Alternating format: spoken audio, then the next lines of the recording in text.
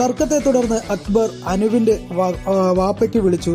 എന്തൊരു നാണം കെട്ട ഗെയിമേഴ്സാണ് ഇപ്പോൾ സീസൺ 7 ഉള്ളത്.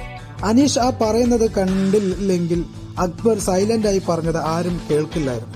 എന്നിട്ട് അതിനെ ന്യായീകരിക്കുന്ന അക്ബറിനെയാണ് പിന്നെ നമ്മൾ കണ്ടത്.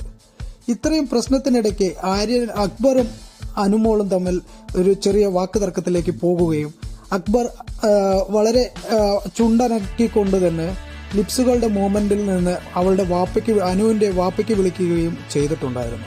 അത് അനീഷ് കാണുകയും അതിനെതിരെ അനീഷ് വളരെ വ്യക്തമായി അക്ബറിനോട് പറയുകയും ചെയ്തു. എന്നാൽ അക്ബർ അതിനെ ന്യായീകരിക്കുകയായിരുന്നു ചെയ്തുകൊണ്ടിരുന്നത്. എന്നിട്ടും അനീഷ് പറഞ്ഞു, അക്ബർ താൻ അവരോട് മാപ്പ് പറയേണ്ടതാണ്.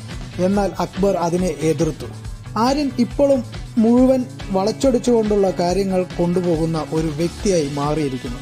അതിനെ പിന്താങ്ങാൻ നെവിനും അക്ബറും വെറും ചീപ്പ് ഷോ കാണിച്ച് ആര്യന്റെ പുറകെ നിൽക്കുകയാണ്. നെവിൻ പേടിച്ചുകൊണ്ടാണ് ഇപ്പോൾ അവിടെ കഴിയുന്നത്. കാരണം അത്രയും വൃത്തികേടുകൾക്കിടയിൽ നിന്നുകൊണ്ട് അവസാന വാർണിംഗ് വരെ കൊടുത്തിരിക്കുകയാണ് ബിഗ് ബോസ്. നെവിൻ പേടിച്ച് ഓടിയതാണ് എന്ന് തന്നെ പറയാം. ഈ പ്രശ്നങ്ങൾ നടക്കുമ്പോൾ സൈലന്റായി തനിയെ നിന്ന് ഓരോന്ന് പറയുകയല്ലാതെ ഇവർക്കിടയിൽ ഒന്നും പറയാൻ പറ്റാതെ പേടിച്ചു വിറച്ചു നിൽക്കുന്ന നെവിനെയാണ് നമ്മളിപ്പോൾ കണ്ടിരിക്കുന്നത്.